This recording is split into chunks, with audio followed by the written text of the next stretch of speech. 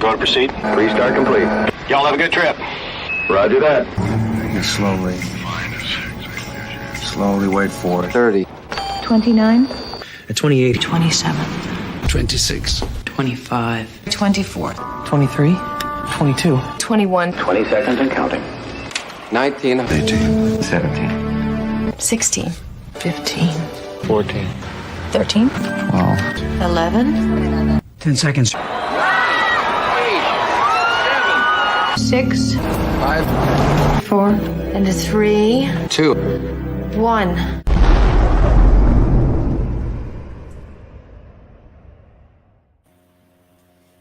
Hi.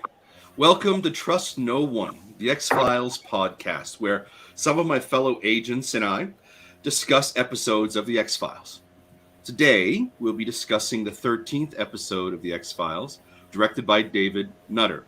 It's called Beyond the Sea, and it first aired on the 7th of January, 1994. And today, along with our usual panel, we will have Lisa Klink joining us. Lisa, welcome. Thanks for being here. Thanks for having me. Can you tell us a little bit about yourself?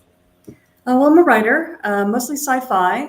I worked on Star Trek Voyager, on Hercules, Roswell, most recently Pandora. And I also write novels and short stories. I have a short story out in the first issue of Star Trek Explorer magazine. Wow. Well, thank you for being here today. I'm sure your expertise as a writer will bring a lot to the conversation. So thanks. Welcome, Agent Lisa. Welcome, Agent Dan. Welcome, Agent John. Thanks for being here today. And I, of course, am Agent Brad. Hello, everybody. So let's just get right into it. Okay. Let's just jump full on. Parallels with Silence of the Lambs from that era. Thoughts? There are a lot. Okay. And I don't think that's a bad thing at all.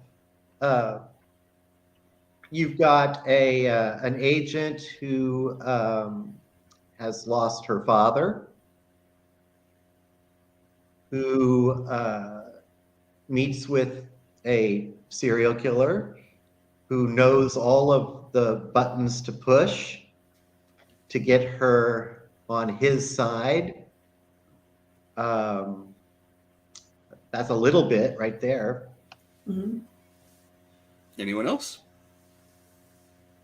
Yeah, it definitely has that sort of duet, a lot of intense scenes between, Scully and Boggs. And yeah, definitely a psychological battle of wills. The relationship that Mulder had with Boggs was different than the relationship as it progressed between Scully and Boggs. So I think there's parallels there for sure between Silence of the Lambs and this show. And absolutely, I've said it before, I'll say it many more times, I'm sure, over the years. We can't look at any series, any TV product, anything, without recognizing the influences that may have been present when the show was conceived or the show was produced. Mm-hmm. So Silence of the Lambs, of course, would have been a heavy influence on things of that time because it was a cultural phenomenon during the era. Okay, well then let's jump in then to, Brad Dourif, whose, presence in the show really sold what he was doing, kind of really communicated that character quite well. So how did his performance enhance or hinder the episode? Oh, he makes the episode. Okay. In a lesser actor's hands, it could have been either cliche or it could have been, even though he's over the top in a believable and good way. You still see him. You see him. You believe what he's saying. You get sucked into it as much as Scully does. So you start wondering, I think, just as she does. is there really something more to this guy? Is there some sort of psychic connection? A lot of that is because of his portrayal and the way he couches each scene he's in. Without that believability, without you kind of buying into it as much as she does, I don't think the episode would have worked. And that's, I think a lot of that has to do with his performance. Agent Lisa, one of the things that, I've harped on before, right? Secondary characters and the idea that, the best performances are done by actors in those secondary roles that know exactly what they're being asked to do and don't try to do too much, because it muddies up what their performance really is and how they relate in the story. Do you think Brad Dourif, do you think that the fact that he was playing multiple characters allowed him to take some to an extreme, but then pull back and be a little bit more subtle and a little more gentle with some of them? Do you think that helped keep his performance kind of in check? That's interesting. I just think he's a virtuoso and that he understood the assignment. And so he was actually tasked with some very difficult scenes and to do some very difficult, to emote some very nuanced and difficult things that sometimes that demanded a lot of physicality. But like Agent John said, he didn't overdo it. I think it would have been really easy to overdo it and to overact and choose some scenery, and he did not. I believed every twitch. And I also think it's kind of incredible that while he did quite a bit of crying, that none of it was gross. Because we spent a lot of time up his nose. Some of those camera angles were very unflattering. I could count every hair. And all we saw were tears in terms of liquid, and I am grateful for, if I don't know if that's acting or just his physical ability, but as far as acting goes, I think that he was able to across the board pull off an incredible performance that I've rarely seen. Lisa, as a writer, as you're developing scripts, how valuable is it, or how important is a good actor to the presentation of the lines that you would craft in the text? So is that something you think about as a writer? Well, you certainly think about the recurring characters. You imagine how Mulder and Scully would actually sound saying these lines. But when you're creating a brand new character, I personally don't have an actor in mind when I'm writing a guest character.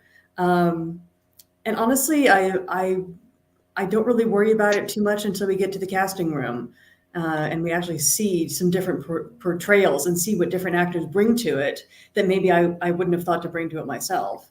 And so when you have a really good actor, they find stuff in the script that you didn't even know was there.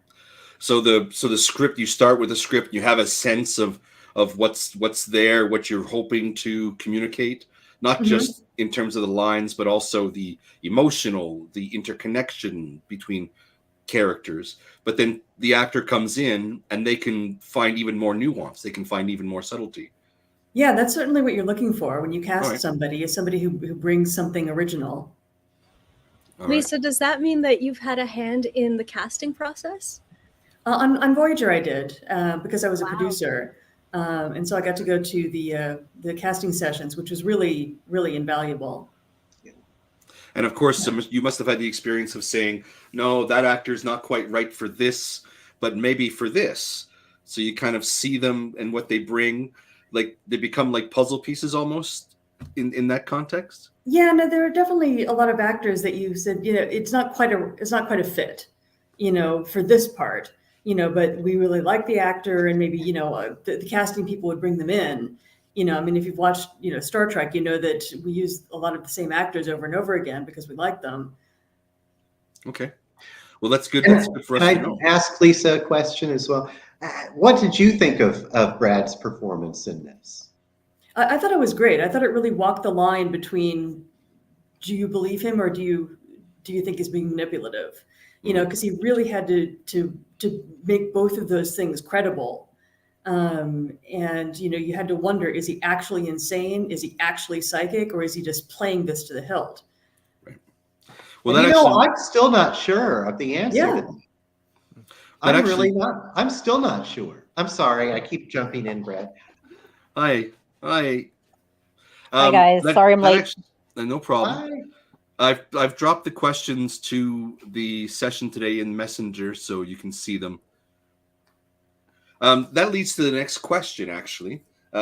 This is about Brad Dourif and his portrayal of this character, but also his portrayal of the character on Voyager. So the specific question is this: are there any similarities between the performances of Brad Dourif as Lucer Lee Boggs in Beyond the Sea and the same actor's performance as Lon Sutter or Suter in Star Trek Voyager? Well, there's some differences. I mean, in that, you know, Lon Suter was a sociopath, you know, and very cold-blooded about his killing. Beyond that, though, I don't see a lot of similarities because Suter was very, very controlled in a way that Boggs was really not. You know, again, whether you think that he was actually putting that on, you know, that the way he came across, you know, was barely in control. So I think it was a different sized performance, if you know what I mean. Right. A different psychology behind it too. Yeah.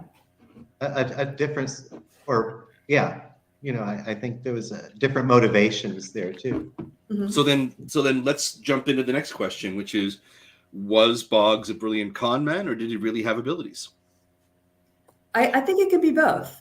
Honestly. I do too. You know, Agent, I think that he could have some psychic abilities, but then use them in a manipulative way, you know, to try and get himself out of death row, for instance. Because I think he did have some kind of abilities. I think that much was real.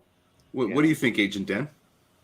I think he had some sort of abilities as well, and I was thinking, like you've seen the scenes where Scully thinks, you know, it's Mulder or her dad or whoever. I think that would maybe require more than just being a manipulative human, basically. Well, weren't those moments also where Boggs was shifting characters, or, you know, channeling or embodying the different spirits? And I know, Agent Lisa, you talked about the different camera angles, right? But weren't they crafted so sensitively? It wasn't so stark, but there was a gentleness about how they were portrayed. Maybe it was the angles, maybe it was the way, you know, they set up transition from Boggs and then the spirit that was inhabiting him, you know, however you want to perceive it, or Scully's perceptions, but there was a gentleness to a lot of those shifts and anything spiritual throughout the episode. At least that's what I thought. Anyone disagree with that? No, I actually want to back you up for once, and I think I know it's. Speaking of spiritual, this is amazing that this is happening. Catharsis. I agree with you completely, and I think that in this episode, it's a function of the directing, the acting, and the writing working so well together to make all of those things that you mentioned very nuanced and rich. So then the natural jump next is to the scrap of cloth, right? So why does Boggs react the way he does to that scrap of cloth, which, again, it's a stellar performance. Agent Michaels, let's start with you. Why do you think? Can you guys hear me? Let's start with that first. Awesome. Yep. Back to the previous question when you guys asked, is it manipulation or actual ability? I do think it was both. And in this particular case with that piece of cloth, you know, he was given an opportunity to kind of take the ball and run with it. And in that, you know, situation, I think that ability kind of manifests because the information did end up having validity to it. But he said, Mulder said, it's coming from my New York Knicks t-shirt. So that obviously knocked his credibility down some. So that, goes along with the manipulation part of it, in my opinion. But the other, like you said, though, the other information that he gave, though, was relative, even though the cloth may have been baloney. Right, and I didn't kind of get the vibe that he was a drama queen, like, oh, look at me, I have to have theatrics with this. But, that information was there. He was given the material, and maybe it was just really trying to get somebody to buy into, hey, that is what this is tied to. So there's a piece of cloth, I've got to make it work. I did think his whole, I don't particularly agree with Agent Brad and Agent Lisa about it being gentle, because he would go through this whole, this whole production when he's becoming, or when he's connecting with whatever the information is that he's getting. He would still have this whole production before it wasn't gentle, when he would have his whole, convulsions and moving and becoming the character. And I think that part was bullshit. I think that he was making up. Lisa, do you think that was do you think it was like a red herring in the script? Like, he gets a chance to exhibit from the writer's perspective. He goes about his old production there, and then Mulder says, right? Is that a red herring to distract, to kind of like lead the audience a little bit of way so that they can rediscover it later? What about from the writer's perspective? Well, I think they were trying to create a balanced argument for, is he a con man or is he not? And so you have to show evidence basically on both sides. And the trick with the cloth was evidence toward the side that he was a con man. But the fact that he did call out specific details, the stone angel and all that kind of thing, was the evidence toward, no, wait, he's really psychic. And like I said, I think that ultimately I kind of come down in the middle, that, there is in fact evidence on both sides, because both things are true. And Agent John, I think if we were to rewatch the episode with your thought and Lisa and Agent Lisa and my thought, right? I think we'd see a clear difference in the bullshit moments where he's performative, right? And the real, possibly the real moments where he's actually channeling something, right? Yes, and I totally agree. When he then becomes, I don't know how you want to refer to it, but when he does then start delivering the information, that part I do agree. That is when he does become that person, or that messenger, and that part is the gentle part. I guess the only part, I think maybe I misunderstood a little bit of what you guys were saying, because I was thinking of that initial production of the transformation each time. While I don't believe that was real. Right. I agree with what you're saying, though, was then when he does, though, start delivering the information, especially when he's talking about seeing all of the spirits of the people that he had killed, and he gets very remorseful and beautifully kind of upset about that. Yeah. That there's a gentleness, and there is that, I may not have believed how he got there, but now that he's in there, there's something going on. Yeah, it's almost a showman quality to it, right? Not just a con man, but a showman. He's selling the thing. Yeah. Why do you think, Agent Dan? Why do you think Mulder was so opposed to believing Boggs? Because this is like right up his alley, right? This would be something that he should kind of embrace. Why do you think he doesn't? Oh, that's a tough question. Oh, sorry. Would you like me to go to somebody else first, or? Yeah. Yep. Okay, Agent Lisa. All right. Well, I want to actually check in with Lisa about this, but I think that this is the only part of the writing of the episode that I didn't buy. I thought that the writers just decided, all right, it's opposite day. We're going to make Scully the believer, and we're going to make Mulder the skeptic, and that'll be fun. And so it was just a function of that. I thought it was kind of sloppy because it didn't reflect what their actual characters do. But I wanted to ask Lisa, first of all, do you agree or disagree with that? But also, was there, I mean, you're the accomplished writer. Was there anything in this episode that you would have written in a different way? Ooh, good question. Well, to start with, I think that there was some implication that Mulder had a history with Boggs. He said that, his psychological profile had helped catch him. And I guess to me, that's what made it credible that, if he had known Boggs to be a con man, or if he had known him to be a liar, while putting together this profile, that might make him initially skeptical, of anything that the guy had to say, especially since he was doing it as a plea bargain in a way. I will use my amazing talents if you let me off death row. So I actually didn't have as much trouble with Mulder being the skeptic. I think I might have thought that Scully's belief came a little suddenly. I would have liked to see her wrestle a little more with that, and again to have him prove it a little bit more beyond just calling her Starbuck, but and telling her that the incident from her childhood. I think that he could have offered more, hard evidence in a way that's something that only her father would have known, and that could have nudged Scully a little bit more. And I think that would have made it more believable for me. Agent Dan? Yeah, I agree with everything said. I think with Scully and her just suddenly believing,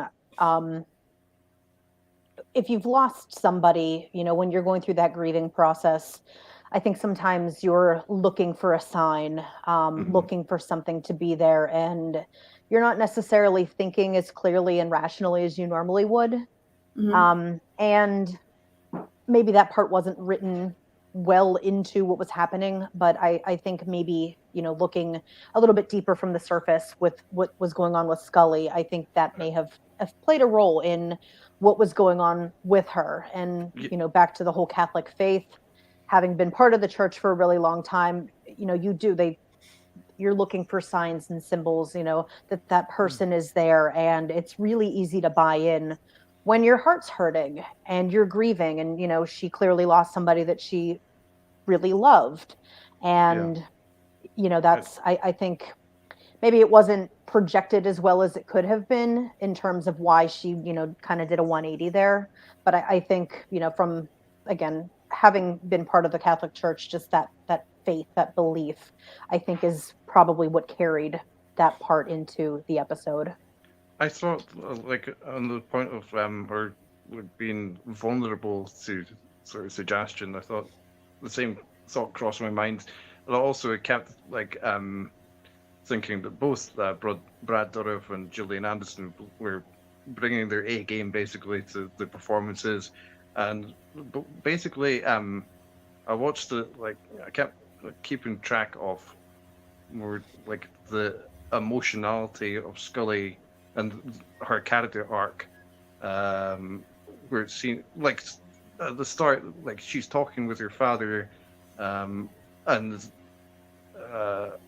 the joke with her mom about him being an expert on happiness or something like that at the start. I can't remember the particular lines now. And then, I thought it was a very effective character arc through the episode, basically. Well, go ahead, John. Go ahead. Let me just jump in really quick, because don't forget, also part of her willingness to believe him has got to go back to the vision that she sees. Before she knows that he's dead, she wakes up, she sees him in that chair. He's reciting the Lord's Prayer, but you can't hear what he's saying, but that is what he's reciting there. Go ahead, John. No, and so I think that plays a lot into her then sudden willingness to believe. As much as she doesn't want to, she knows what she saw, or at least she thinks she does. And something did happen there, right? I mean, I don't think that was just because she didn't even know he was dead at that moment. Mhm. Yeah. It was after that she gets the phone call. So there but is that also, too. But also in that same exact scene, like it crossed my mind that there's this theme of, because what's on the TV at that time is, like the TV seller sort of thing, and there's that theme of, well, how much is it going to be costing? That hairspray. So it ties into later on when she is talking with Lucy Lee Boggs, and how much is it costing? Mhm. It comes up again. Well, it was a beautiful moment, regardless, right? For me as a viewer, see her sleeping, and then her seeing her father in the chair, watching over her, kind of that same kind of feeling. And he can't talk; she can't hear what he's saying, and so there's something hidden there. There's the disconnect, and she's trying to engage him in conversation. It's very gentle and very soft and very loving and very innocent. And then the phone rings and she looks back and he's gone. And it's like that stark moment, right, is a jolt. You're waking up from a nightmare, or in this case, she's waking up into a nightmare.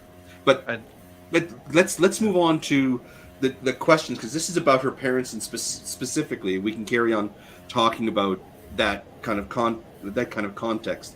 What do you think of how the parents were portrayed?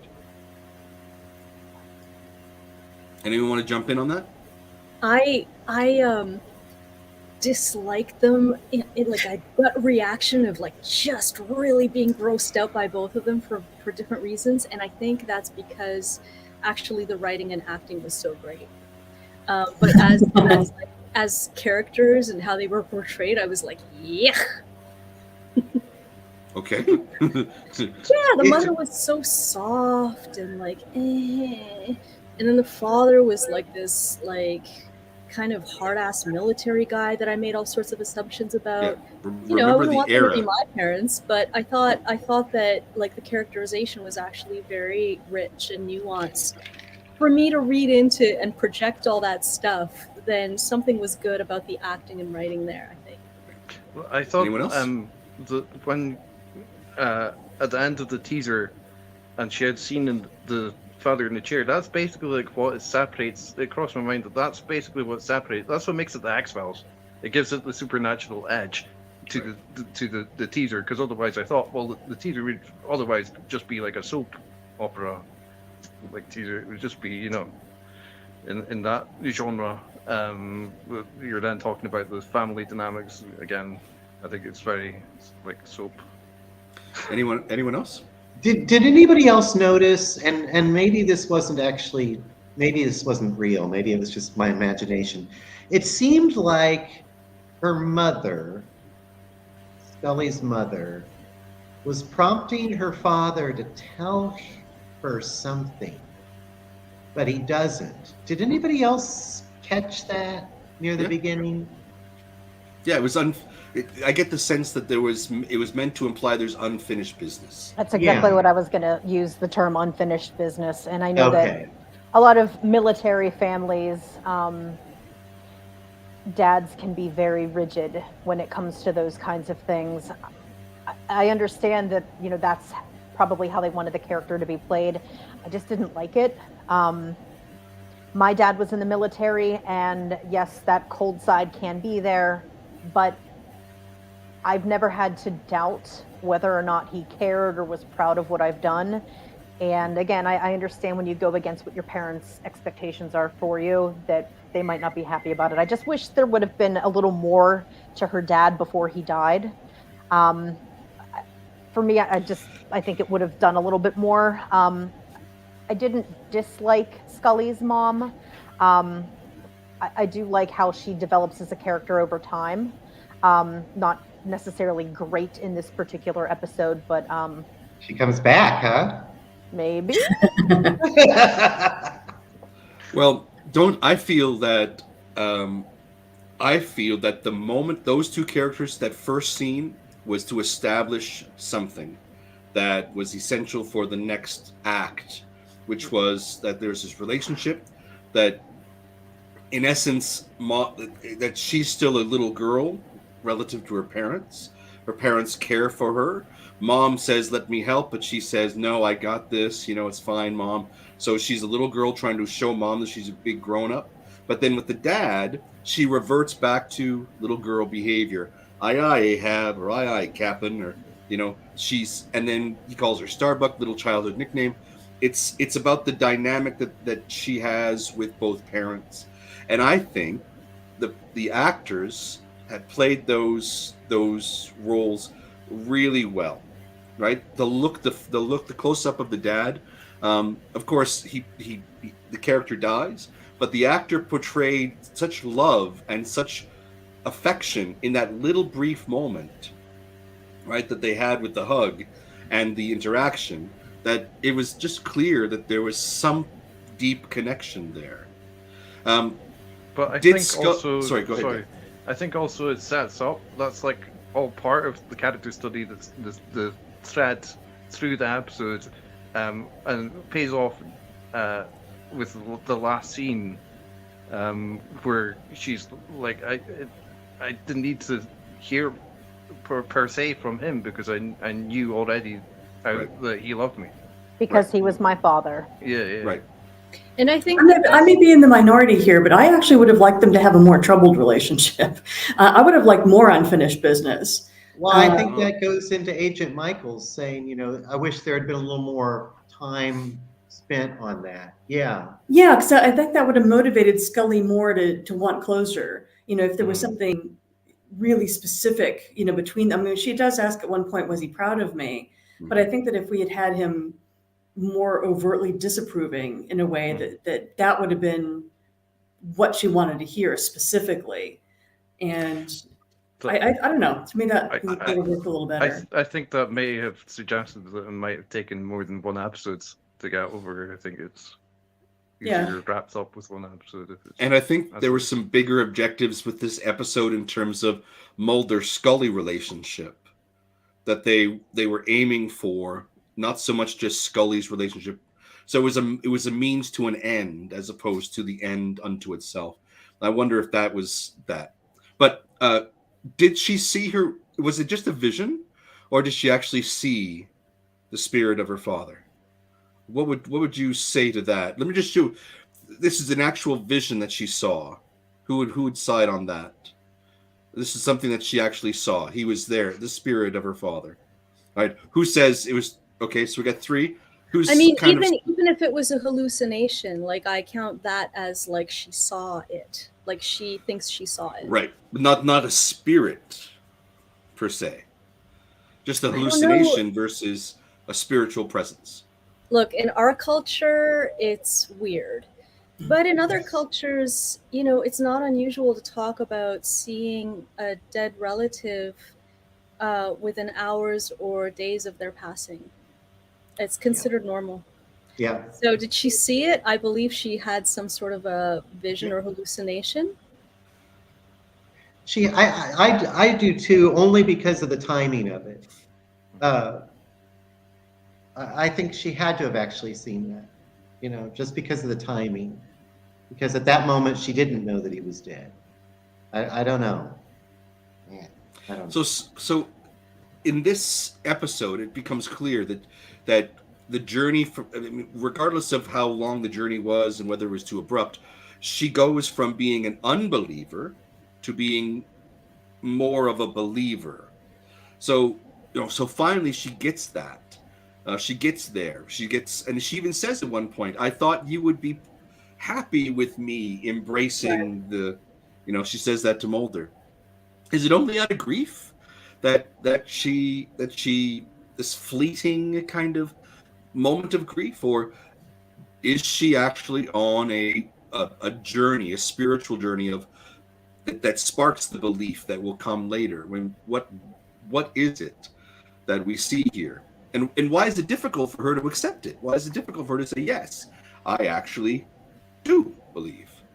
Well, I think one thing we have to say is it's about time. I mean, halfway to the first season.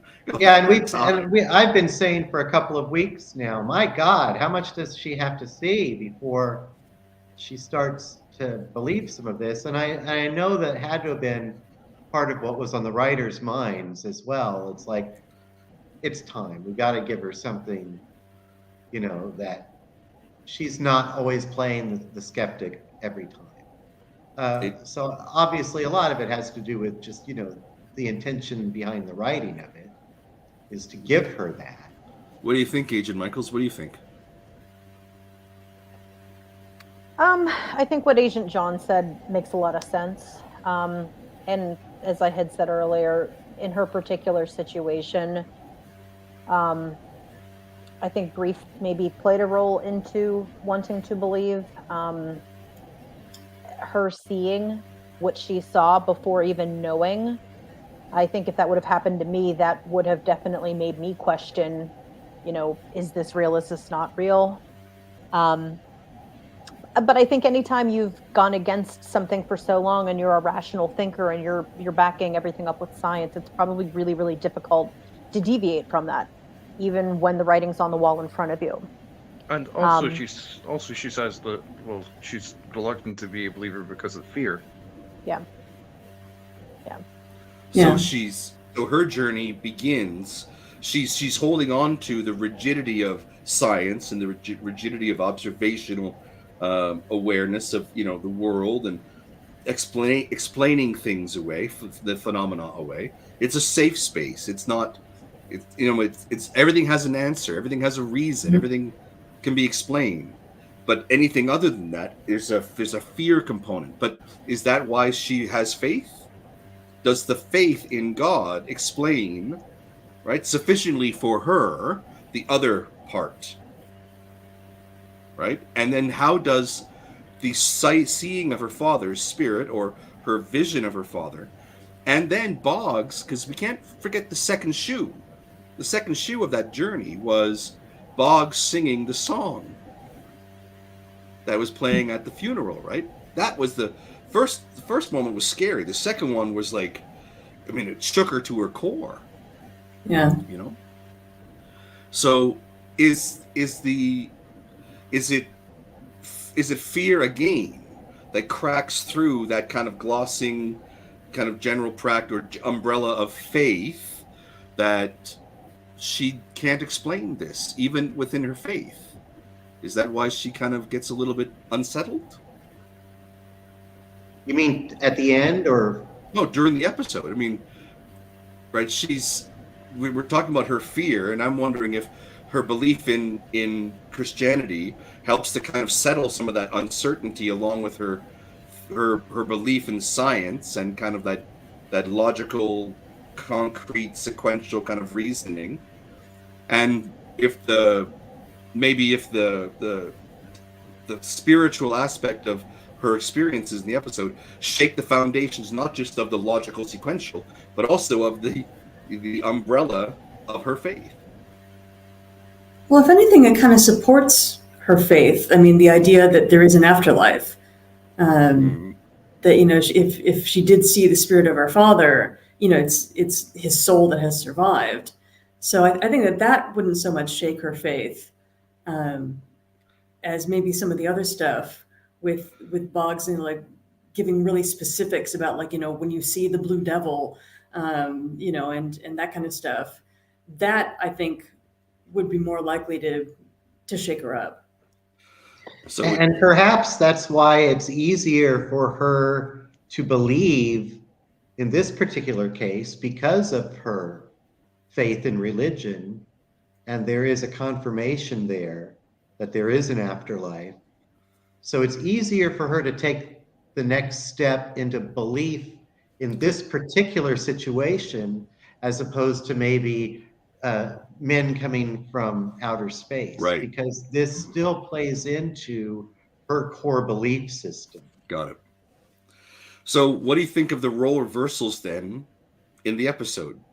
Mulder becomes no, he's completely manipulative based on my experiences with him, and Scully's, I think maybe he's got something going on. So what do we think about that role reversals, and what was his purpose? I thought that it was it sort of made sense to me, because Chris Carter had set up like the premise of the show with Mulder being a skeptic and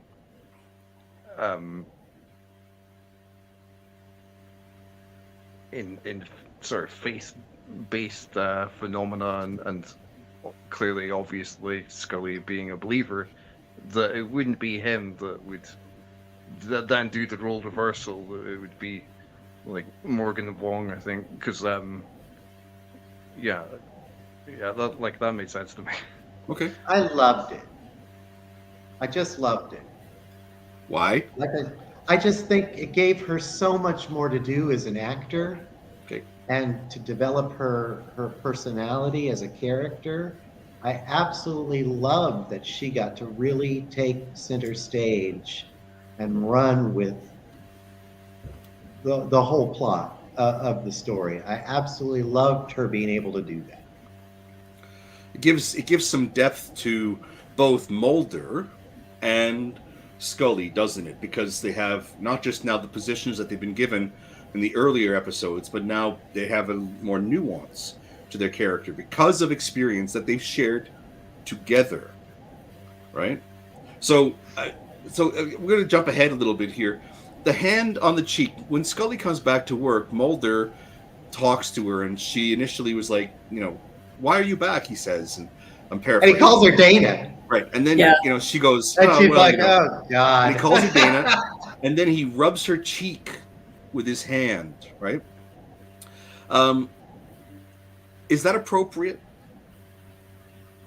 Is it not really? Is it over the line? I think it's not entirely appropriate, honestly. Right. Because even if they have a good relationship, it's still a professional relationship where the beginnings of a little bit more deeper friendship, right? But it does seem odd.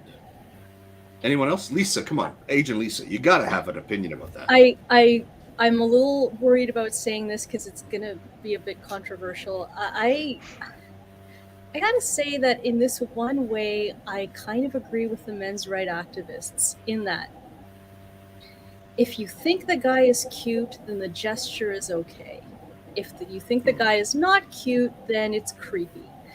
Now, I could be totally wrong, but I think there's something to that. And in this case, Mulder is being positioned as a romantic lead, and the sexual tension between Mulder and Scully is a huge part of this series. So I mean, look, in our year, okay, it's grossly inappropriate. But when I saw it in the 90s, I thought, yes, now let's make out. I saw it more familial. I saw it as a familial gesture. I didn't. And obviously it was more than that, but I don't know. I kind of felt like it was almost paternal to a child in a way, and that kind of didn't sit well with me. And her reaction to being called Dana, do we have any idea if she had been just referred to as Scully prior to working with Mulder? She's never been called Dana. He's never called her Dana before. He hasn't, but I mean, other colleagues. Is she just used to being called Scully, so Dana's just really out of the realm of normal for her? Do we know that? I think I took it as she knows exactly why he's doing that. Oh God, he feels sorry for her. Right. Here comes my first name because right, like he let's knows I'm hurting. Make it more gentle, the situation's I really think that. I mean, sorry. I absolutely think that's why she was like, "Oh God," because she knows that he's using her first name to try to. Yeah, I think the first name thing elicited that reaction from her, and understandably, because it's like, I'm here to get away from that. I want to focus on a case. I want to focus on, right? But then he touches her cheek, and while it does look like it's a romantic gesture, but it's actually a gesture of condolence, a gesture of, it's meant to be friendly. But I think the choice of that angle and that shot was to show that she is little girl lost, because her lip trembles and she seems like she's on the verge of tears, right? That it's still emotionally difficult for her. That's what I took from that moment. And it wasn't, I didn't really, I mean, yes, I thought it was odd and probably in this era would not be an appropriate gesture. But it did strike me as kind of reinforcing this notion of this heartache, this heartbreak, this little girl who's lost her father. I also have to wonder, just considering, I feel like Mulder's always had kind of a disconnect when it comes to emotion and people. I mean, you know, it's kind of the long-running joke when we talk about women and Mulder. Could this have been something that was intentionally done to make it a little bit awkward, to just kind of reinforce that awkwardness? But it's like, hey, I'm trying here. I want you to know that I'm sorry. I feel bad. But it's like in that weird Mulder way, because he's not really sure what to do. Because I think a lot of guys in general are just like, I got to do something here. Okay. Well, to me, right? We've talked about how Mulder seems to be a little boy in a man's body at times, right? With his beliefs and what he wants and what he hoped for, and he's still looking for his sister. So he's still that boy from his childhood who's seeking, who's searching. This episode establishes Dana as the little girl at her core who's lost her father, and the emotion and all that wrapped together of a child, right, with parents. I'm wondering if this gesture was meant to, or it's this moment, this scene, or even this episode was meant to put both of them on that same kind of footing, that same kind of level.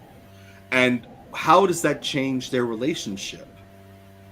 Right? Because now no longer is Dana seen as like that parent who knows better, who understands the world, and Fox is still a little bit awkward. And as you said, Agent Michaels, it's Dana also having that same kind of depth of emotion regarding, you know, being a parent or regarding somebody else in the family. How does that change their relationship?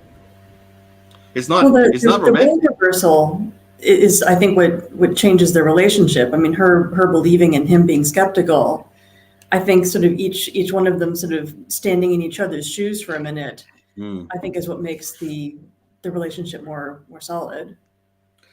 So it strengthens it. Yeah. Further connections, further links, further overlays, further dovetailing. I like the phrasing of, by the way, her belief in his skepticism. I think that's really a nice parallel of those phrases. I think this is a good example of one of the first times we've really seen a very vulnerable side to Scully. And, you know, she's always, she's joked and she's shown some emotion, but not like we see in this episode. We did see a little bit of that fear in the pilot, when she goes to the room, like, you know, what's on the lower back. But I think her not necessarily opening up, because I don't feel like she was that open about it, but showing that vulnerable side is there, I think added a different dimension to their relationship. And that can be however you perceive that relationship. I'm looking at it platonically, and as a working relationship. I think that when you do start to open yourself up to people in that manner, it just allows you to kind of get in there a little more and connect. Well, and I think too, it puts them character-wise on a little more even footing, in that none of us escape our childhood in a way. We didn't have this information about Scully before, you know, and so now it gives her also something to push back against. You know, he has his childhood issues, which we knew about already, but we didn't know about hers per se. So that gives more nuance then to her character, and we see them both perhaps having to struggle with issues from their past. And it also does a nice job of establishing. So she is a second wave feminism icon, right? From that era. She's represented a quality in, women in the workforce, this persona, this character. And the fact that she still had trauma, she still experienced something, and was still able, in spite of her questioning and her shaken, core, she still carried on with doing her job, and didn't just, wilt and hide in a corner. She did what was necessary to bring the case to a close and saved people, right? And that was so key to the core of this character as presented from the first episode. Lisa, what do you think about that? The idea that they kept her, they just didn't focus on the trauma, they focused on her dealing with the trauma as she continued to do her job as an agent. What do you think of that? Well, I think that really was revealing about her character, because, like you said, I mean, she didn't just collapse under the weight of her own grief. When Mulder tells her to go home, take some time, she says, "I need to work." And this is sort of her way of working through her feelings, is to feel useful and active, rather than just being this passive, little girl, that she wants to go out, and she's, the first one in the warehouse with the gun, and, she's taking charge as a way to kind of feel some control. Right. Is there I know that we've already kind of talked a little bit about the way the show was shot, and the filming of it, and the directing of it. David Nutter directed this piece, or directed this episode. So how did his work affect the episode? Does anyone want to jump in about the director's kind of hand on this? I would just point out the black and white sequences with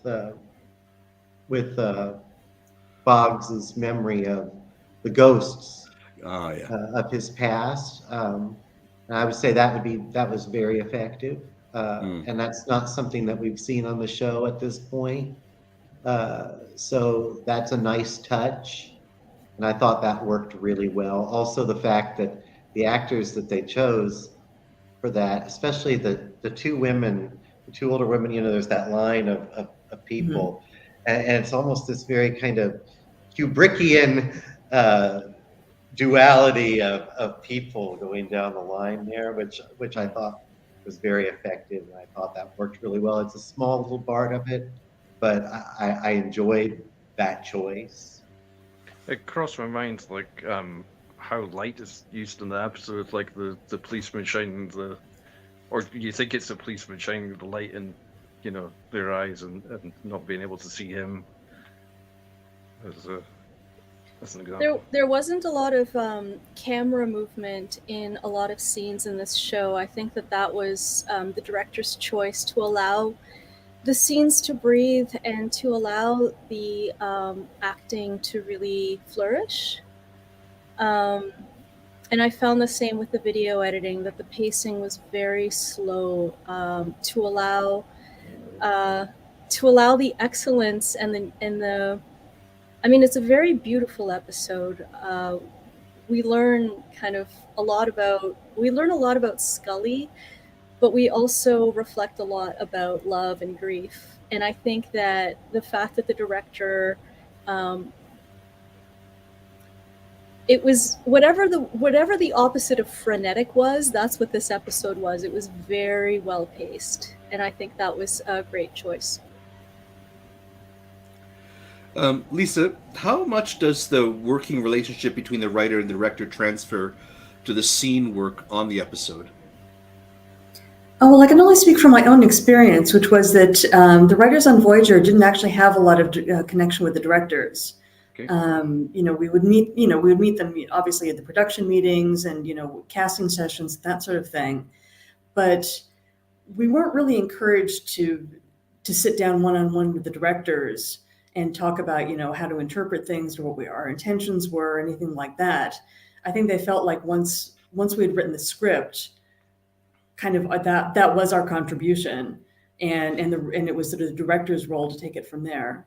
There's a Voyager episode that I kept thinking about during this discussion, which is Sacred Ground that you wrote. I wondered if that was influenced at all by the X-Files. It's very much about faith and stuff. Well, Sacred Ground is a little bit different because the director actually approached me. It was Robert Duncan McNeil. It was his first time directing, and I think he was a little nervous. And so he actually came to my office to say, get my thoughts on the script and to kind of hash through some of his thoughts. But that really was the exception. When you write the script, do you actually make like notes? Is there like a little bit of exposition about, what imagery you envision, or is it just the dialogue, with some location notes? If it's crucial to the story. If you're going for, obviously, he had to call, in this X-Files episode, they would have to call out, there's a big blue devil on the wall, because that's a plot point.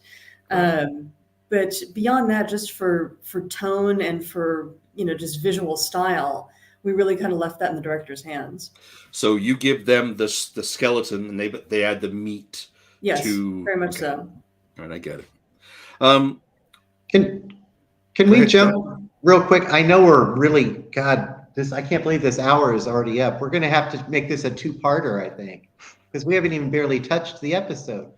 But can we just mention really quickly about, Dan, you mentioned the beginning with the flashlight, and obviously that is Brad Dourif's voice, as the cop.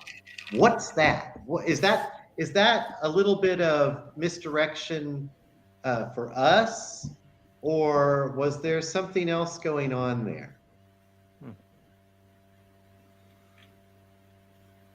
It's interesting. It didn't even occur to me. I mean, I heard also that it was Brad Dourif's voice, but I guess I just assumed that was him. But then you're right. He was in jail. In jail already at that point? Yep. Or was that a flashback?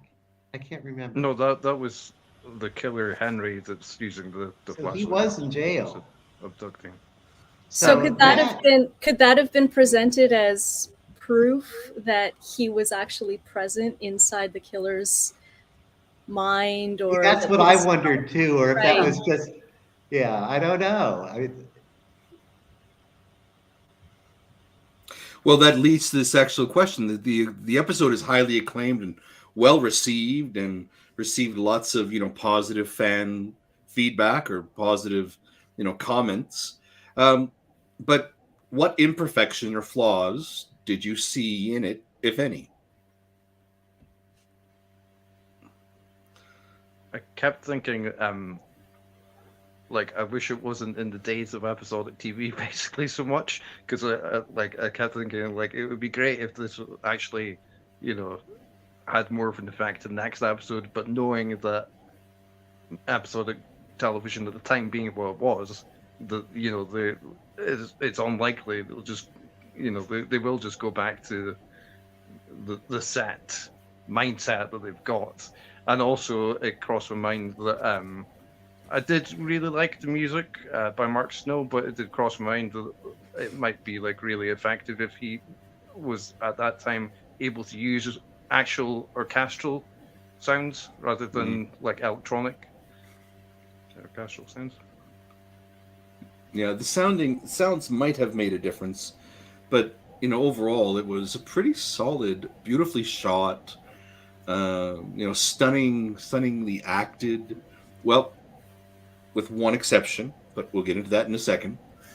But it was a really lovely episode, not just for the visuals and the treatment of some of the themes, but just the way it was set. The way that it was set up and how the actors related and interacted. It was just, there were so many lovely things about it, and then what it told us about the characters and their relationship, which is ultimately what's the power of the X-Files, right? Was establishing a strong, non-romantic relationship between a man and a woman who are on journeys that are personal self-discovery, but then are willing to support each other in their journeys, right?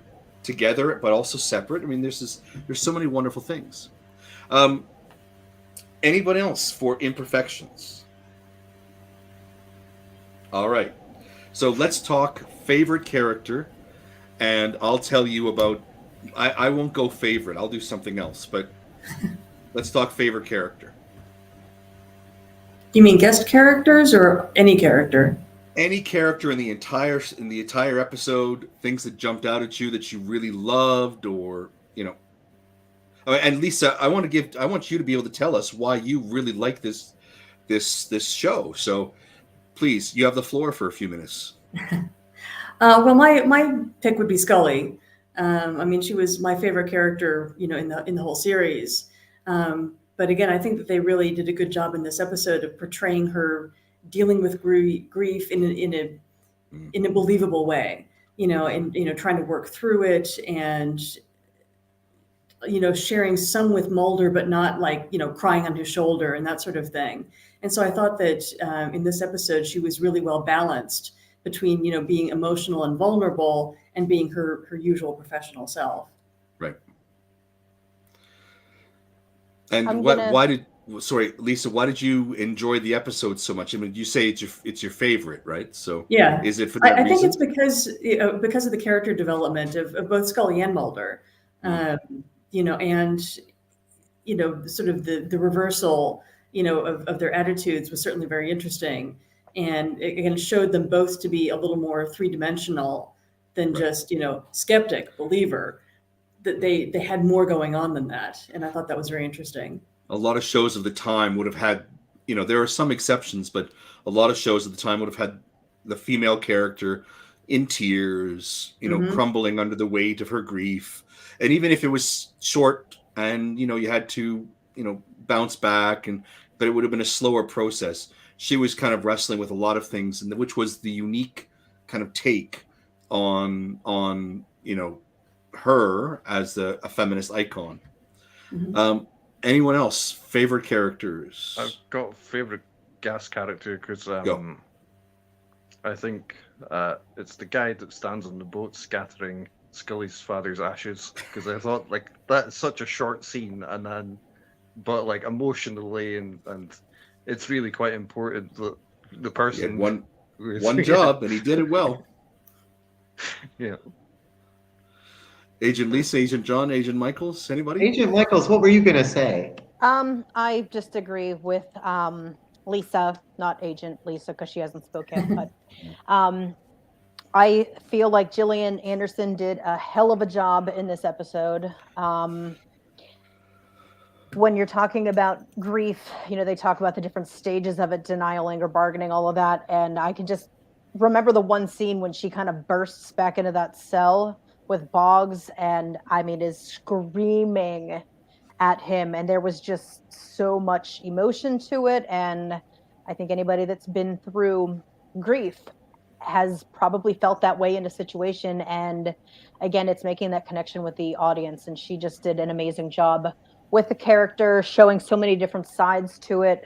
It wasn't overdone, it wasn't underdone. She did her thing, and she did it well, and I just really, really liked what she did specifically in this episode. Obviously, I'm a huge fan in general, but when she was screaming, it was just like, wow, all right, I like this. You can emote in so many different ways, and this just was, I think, the first time she really put that side out there, and I just really liked that. She just did so well in this episode. Agent Lisa?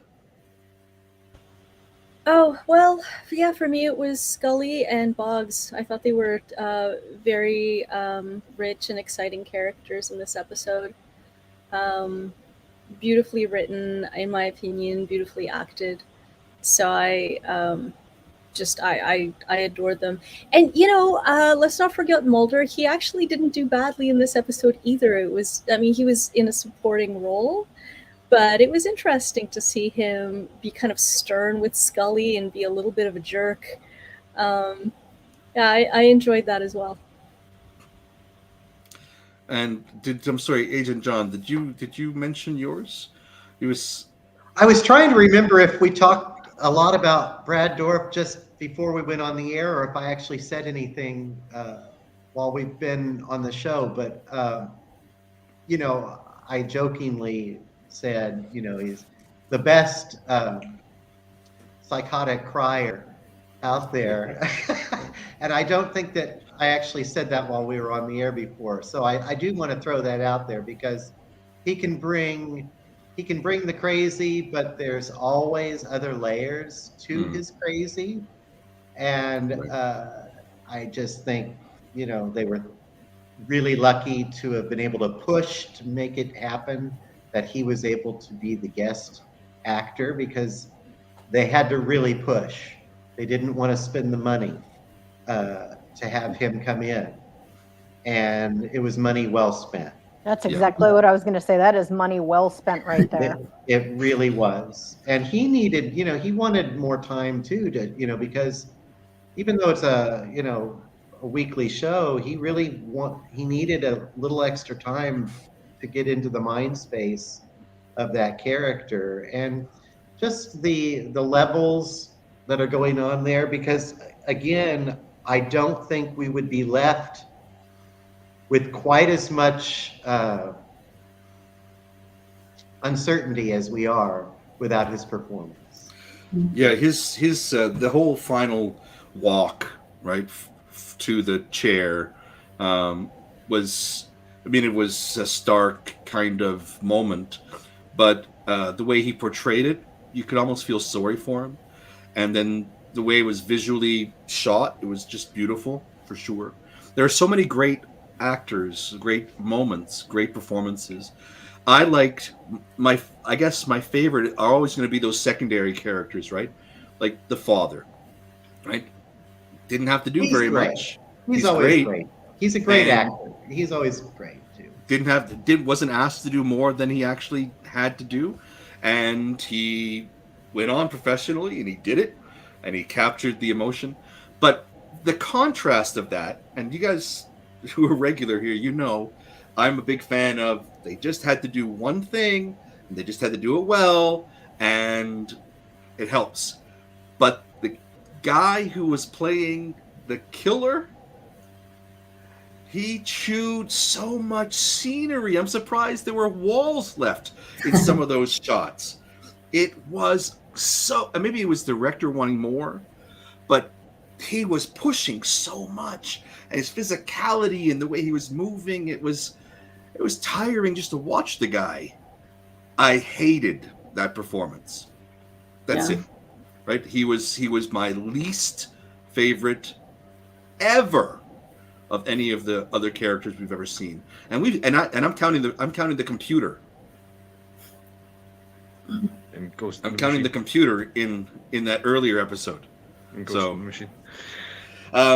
What would you give the episode out of 10? We're gonna go X's. So, X's out of 10. Let me surprise everybody. All right, let me surprise everybody. I would give this a 9. For me, because of the emotional aspect, journey of the characters, Dana's kind of progression, and the sensitivity and the strength that she was allowed to portray, and the way it was treated in the Agent Lisa, stop it. The way it was treated in the episode, I think was fantastic. But my only one mark off was the director should have reined in the actor or themselves for the you know, the killer, the psychotic killer. That was it. So I'd give it a 9. I would back that up. I'd give it a 9 too. I am also giving my first 9 to the show. Yeah, I think I'll give it an 8. I wasn't entirely fond of the pacing. That might come as a bit of a shock to some people.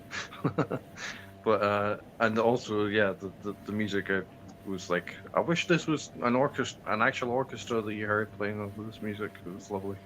But yeah, I thought it was a great episode. I'm going to go with a 9 as well. I would have liked to have seen a little more of a backstory with Scully's dad. But other than that, I thought the acting was really well done. the casting, in addition to the main characters, I felt was solid. And there's nothing that really stands out as, hey, this could have been done differently, other than Dad in that situation. I'm going to give my first 10. I think this is what the X-Files was meant to be. The absence of 1990s terrible post-production visual effects is lovely, because all of the supernatural stuff was portrayed solely through the writing and the acting. I thought it was very beautiful and emotional, and even at tiny times funny.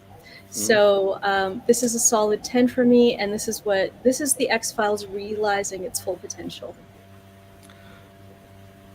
So far in the run, right, of the yes, it's definitely they've learned a lot up to this point, and really starting to come into its own. I would agree with you on that.